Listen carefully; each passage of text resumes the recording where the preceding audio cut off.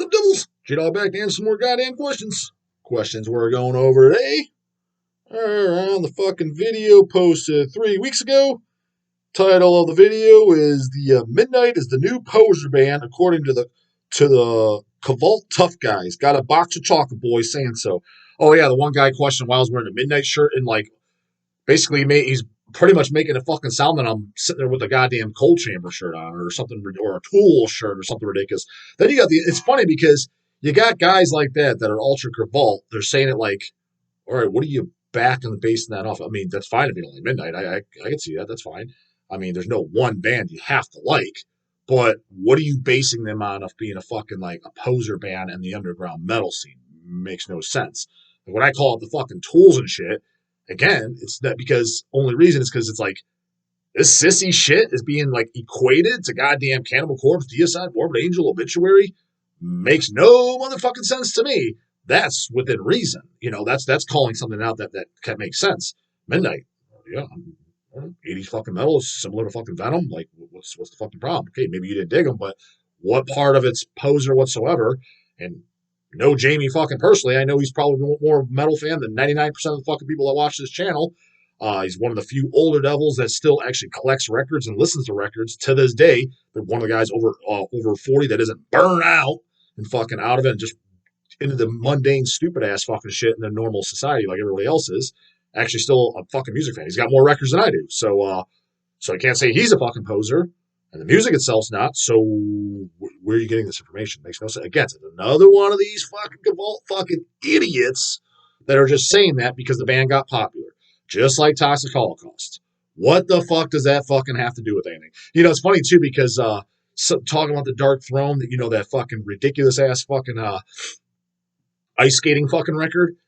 Some guy put in the comments, well, the reason Darkthrone gets a pass over, he said it kind of intelligently and within a reasonable the way he wrote it. I forget exactly what he said, but on that video, it was because they carry the underground sound and the don't give a fuck attitude as opposed to like Deicide, Cannibal Corpse and shit being larger than life being sold on Hot Topic. Okay, but what doesn't make sense about that, let's just say Darkthrone got super fucking popular. They're being sold at Hot Topic. Does that now mean they suck? What does that have to do with the music? Again, just because a band got popular, sometimes that's out of their fucking control. You know, granted, and here's the thing is, too, a lot of these guys, I'm sure there's some fucking Vlad Tepes fucking weirdo out there that would not do this, but 99.9% of the people in the underground, if they were able to get their band to where it was popular, maybe not sell out at a fucking goddamn silly-ass Raiders game being played after the fucking national anthem, maybe not to that degree, but popular to Cannibal Corpse size, let's just say that, to where they're making a good living off the band and able to play whatever style of music they want, they would do it. 99.9% of people, I would say, would fucking do it. No, I wouldn't. Yes, you would. Shut the fuck up. And if you wouldn't, then you're stupid. What? Why would you want to work a stupid-ass 9 to fucking 5 job that I guarantee you're fucking miserable at when you could be playing music that you want to play, that you like, that you enjoy doing, that's your hobby, that's your passion, and make a good living off it? That makes no sense. That's the ultimate form of success, in my opinion. Some people define what is successful.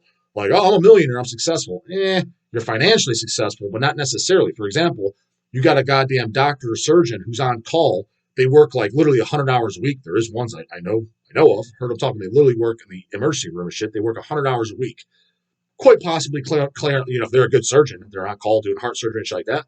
Let's say they're just for simple numbers. They clear $1 million a year.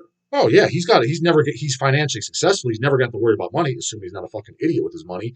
But that to me is not a successful person because your entire life, well, your youthful lives until you retire, you're slaving away and pissing it away just to the daily fucking grind. Now, if you're doing your entire life and you're pissing away to the grind, but you actually enjoy what you're doing, you're literally having a good time, like you're a fucking Disneyland like a kid, and you're making money doing it, that's success. But most of the guys, let's say a surgeon, I'm just using them as an example, I highly doubt that they're loving doing that. So, I mean, they may be, some of the ones that are kind of passionate about it, went to medical school, wanted to be a doctor, they're probably like, oh, I like helping people. Maybe to some extent they did, but at nothing else, years of doing 100 hours a fucking week or even 80 hours a week, that's going to burn anybody out. So eventually they're going to be fucking miserable. The only upside to it is the pay. It's like, yeah, but you never get to enjoy that. So you're not successful. Someone who's a millionaire, who said, let's say Cannibal Corpse, fucking, let's say Alex Webster's a millionaire, which I doubt he is, but let's just say for the sake of argument he is. To me, that's one of the most successful motherfuckers that I know of. Then. Because he's making really, really good money and he's doing what he loves. He's just pigging shit, doing what he has to do. He doesn't have to do stupid shit that he hates getting up to an alarm clock doing. So if you could do that with, let's just say, your Darkthrone tunes, why wouldn't you? You're stupid if you don't. So with that being said, if Darkthrone was now just got to the size where they could, and it might not be in their control, it could be management too. Like, I highly doubt fucking Hot Topic's the one calling up Alex Webster. Hey, boys, you want to be in Hot Topic? Probably never talked to them in their fucking life. It's probably their management. Oh shit, we're here. Like, I would not be the least bit surprised if the guys, I mean, I'm sure they're fully aware that they're sold in Hot Topic now. But when it first happened, when they got in a store that's kind of mainstream like Hot Topic, if one of the band members themselves walked in, they're like, oh, holy shit, we're in this store? Don't even know. How do I know? Because just knowing like Jamie from Midnight and shit, there's certain things to where things of his band would pop up and he didn't know. He's like, oh, fuck, that's kind of cool because it was set up by management. So a lot of times it doesn't even have anything to do with the goddamn fucking band themselves. You know what I mean? So, but if management set it up for Darkthrone and got them to where you could buy a Blazing Northern Sky t-shirts in fucking Hot Topic or any of the equivalent or whatever it is in the mall, do they now suck? Are you now throwing all your Darkthrones away? Are they now posers? That's basically what you're fucking saying. Makes no motherfucking sense. The Slipknots and shit, it has nothing to do with them being popular. No. Fucking sideways caps. No, that's what I'm talking about. It has nothing to do with being fucking popular. Nothing to do with it all. It's the music they're playing, and those fucking ghetto-ass homeboys got nothing to do with fucking death metal. But yet they're equated to it according to the fucking fan base. That's the only fucking problem. That's the difference. Anyways, let's get some goddamn questions. 220 fucking 9 comments, too. Quite a few got people talking on this. Oh, the goddamn bottom. Hey, question marks on the very last one. Mike Violet. Definitely answered shit from you, brah. J-Dog with a doggy fucking emoji. Question. Have you ever had a really bad day at the warehouse? Came home and took it out on your cats, a.k.a. cat stomping. I have never done that in my life. I think anybody that fucking takes out their anger on their animals or kids or just anything like that is a complete fucking childish fucking jerk, and he needs his fucking face stomped in. Because anyone that, like, you know, if they're to, like, be upset and come home and kick their fucking cat, I want to kick in their fucking teeth. What's like that movie, Don't Fuck with Cats? So that's what I goddamn say. So, no, I've never done the hell. I don't even get mad at them when they fucking fuck shit up. A little fucking story for you. This would probably piss a lot of people off. I mean, I was kind of bummed, but I didn't get mad at them or hit them or yell at them. Just, you know, they're doing what they do. But when we first adopted Charlie and Evie, we adopted them at 10 weeks old, so they were tiny, tiny little kittens. You've seen both, you know, all the regular devils. You've seen Charlie and Evie several times. They're both siblings, brother and sister from the same litter. Got them at 10 weeks old. Probably about 4 weeks or so after 4 to 6 weeks, a couple months or whatever the time of having them. If anybody knows, when you have kittens, they're extremely fucking playful and get anything out on a ledge. I had one of the King Diamond statues, the one where he's holding the lantern. They knocked it over and shattered the thing in a million pieces. I'm not gonna get mad at them. It is what it is. You know what I mean? That's my. I look at it as my bad. Dude, you have 4 fucking cats and 2 of them are brand new kittens. You're an idiot for putting it up there. You should have put it in a safer spot. So that's me, not them. They're doing what they're supposed to fucking do. So, no, I've never done that in my life. And anyone that does, like I said, I want to stomp their fucking head in is what I want to do. And because it's nothing else, it's child. Just like people that throw temper tantrums and like beat their wives and shit like that. To me, that's childish fucking shit that I never was a fan of. I don't like being around it. I don't like people like that. You just what are you fucking 10, dude? You're stomping around because you didn't get your goddamn pizza party at school. Like, what are you doing? You know what I mean? Grow the fuck up. Act like a goddamn man. That ain't man shit. That's bitch shit. That's little girl bitch shit.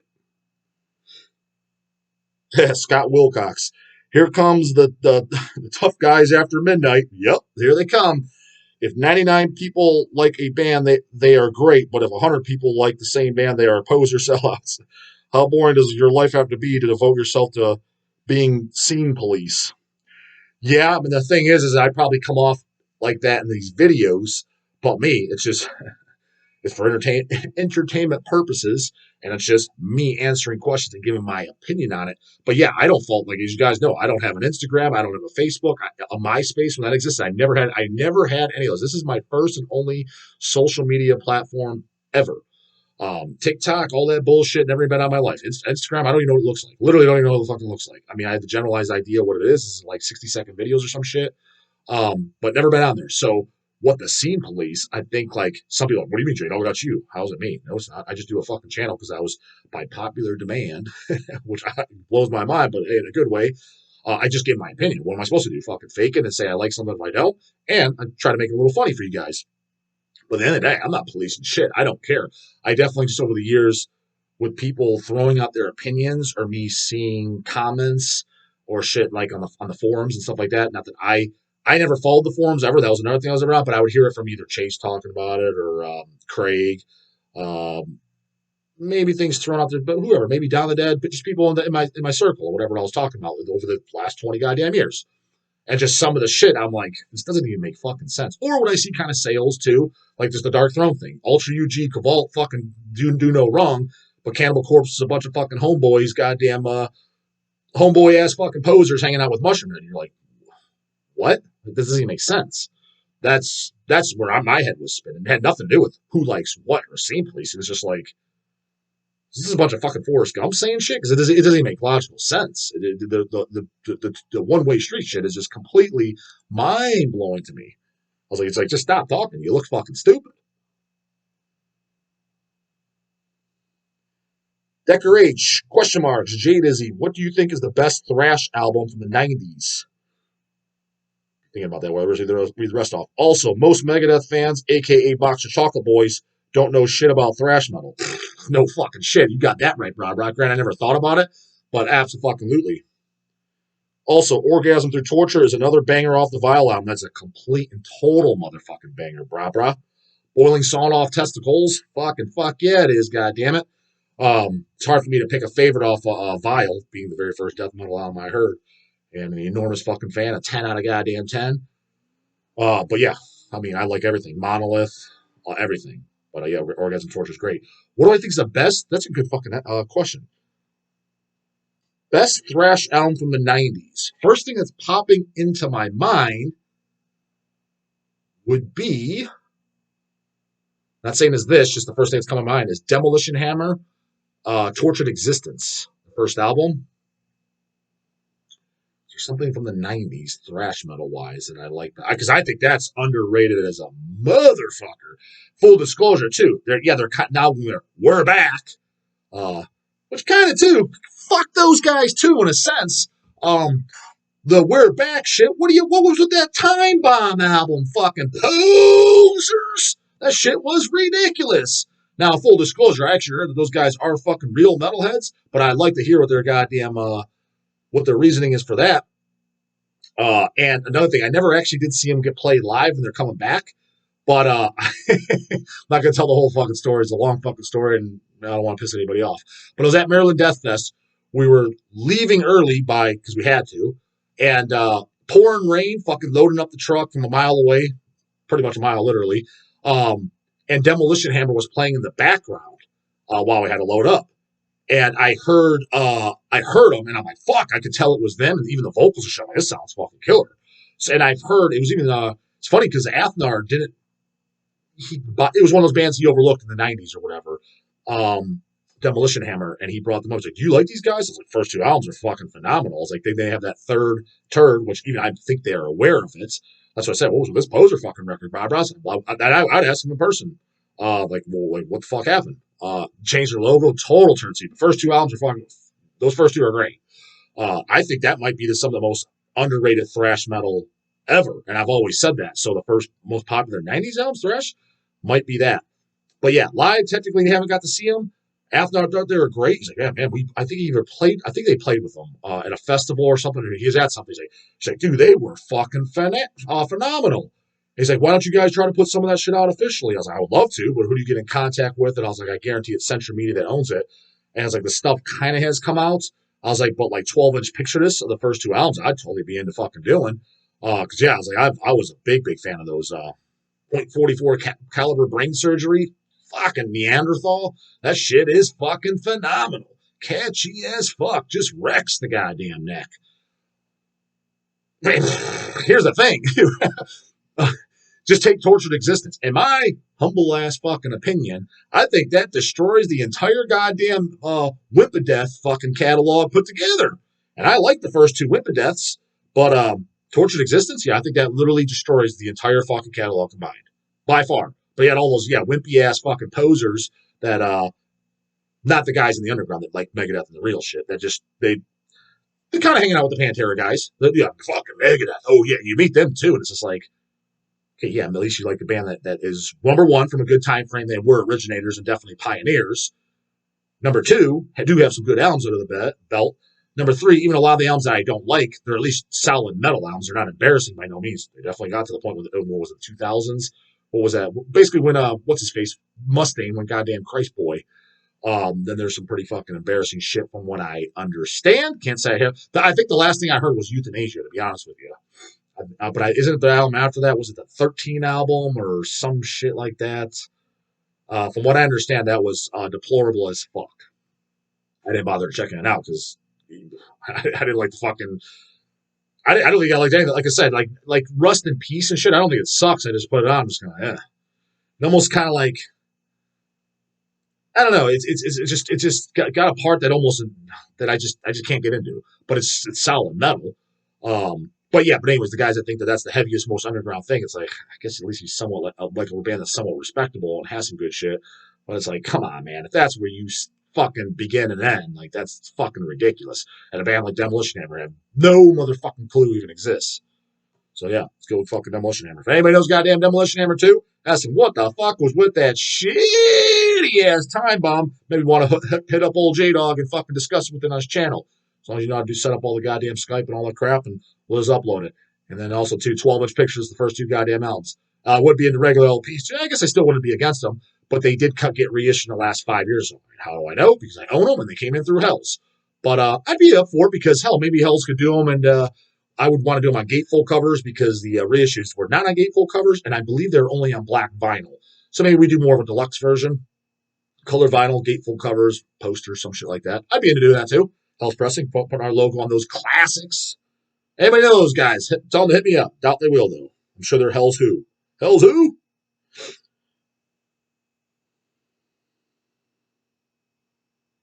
Richard Pittman, 666. Sup, J Dog? On an earlier show, you mentioned that you'd be down to do some vocals. So let's hear some gutturals, a scream or something. Man, I can't do that on a fucking camera. Blow up my fucking.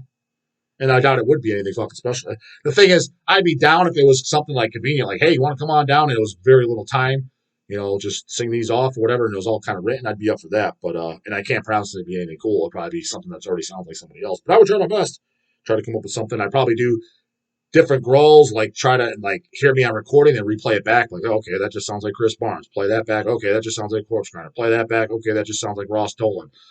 Play this back. Okay, that just sounds like Will Rounder. Like, what? Fuck, can I just do anything? Try it, and maybe I'll try to do some like the first Glenn Benton, like I said.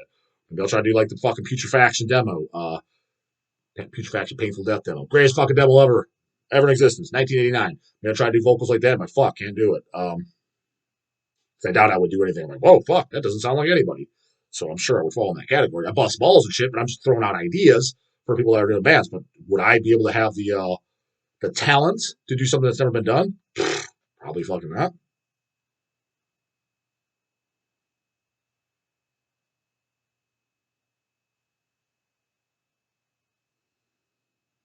Oh, so is this where the people are talking about their favorite cannibal? Oh, top three cannibal albums? Because I see people tossing that in here. Count de Grelle, Disastrous Murmur. Any thoughts? Fucking fantastic. In fact, I don't. Their later stuff, I don't know. No, I own a couple later ones, a 7-inch and an album. But the first album, Rhapsodies in Red, am I pronouncing that right? It's fucking great. The only thing is, if it's a downside, is it sounds exactly like Pungent Stench. But Pungent Stench, God motherfucking damn, these fucking spam motherfuckers. Don't call this goddamn phone. Um, but the first, like the early Pungent Stench, I like Ben Cut Buttering, but that was definitely the beginning and the end. But For God Your Soul, and we actually had, it's funny, it seems like by default, it's a disc. If I don't know what to listen to, I listen to it very often, is Pungent Stench, the first called First Recordings. It's got like the 12-inch splits on there, rehearsal demos on there. That shit is phenomenal. That you want to hear songs, you fucking play that shit. That's songs. God damn it, songs like molecular disembowelments, pulsating protoplasma, dead body love. Like those are like fuck yeah, banging ass fucking songs. That's a problem. When I said a lot of bands of today, even though it's not original, it's like it's just not doing. It's like it just doesn't have those. It's just like it's pure from the fucking. I don't even want to say from the soul because maybe they're playing, but it just doesn't. It's just like kind of like what Kanye said. Fucking nothing there. Like he's so he said about that with his band, Jim. Nothing there. Did you put out shit? I'm like, yeah, it's death metal shit like that, but it doesn't have songwriting like that. Where I'm like, these are generally good songs, and if you like extreme music in any capacity, I to me it's just super easy to get into. Like, what do you mean you don't like this? Like, how do you not? Just fucking kind of blows my mind. Disastrous Murmur kind of falls in that category. I think they're extremely fucking good. Love them. Um, but they sound just like Punch and Stench. And if I had to pick one or the other, I'd pick Punch and Stench over Disastrous. However, I heard Punch and Stench years before I did. I grew up on Punch and Stench, like as a young teenager. Um, Forgot Your Soul for Me, Your Flesh, and demos and shit like that. And on the disc, I got a thick, chubby box set that I bought from uh, Nuclear Blast mail order back in when I think it was 14 or 15 years old. That's now it's reissued as called, like I said, First Recordings, which I think we might even have copies in stock. So if you don't know that, but when I talk to you about old shit like compilation kind of disc, that's kind of a compilation disc, I guess. That's almost by default. It seems like that's one that I play very, very often. Let's just say that. But Disastrous Murmur, very, very good. Next to him, it's cool too. Is a little fun fucking fact with all these goddamn mortician fucking posers out there. Doubt they fucking know this. A little fucking fun fact for you from a goddamn diehard, and I've known this since it came out. Uh, I'm sure there was the debate between Will and Roger. They couldn't decide. Assuming this how it went down, never actually asked him. I guess you could have asked him.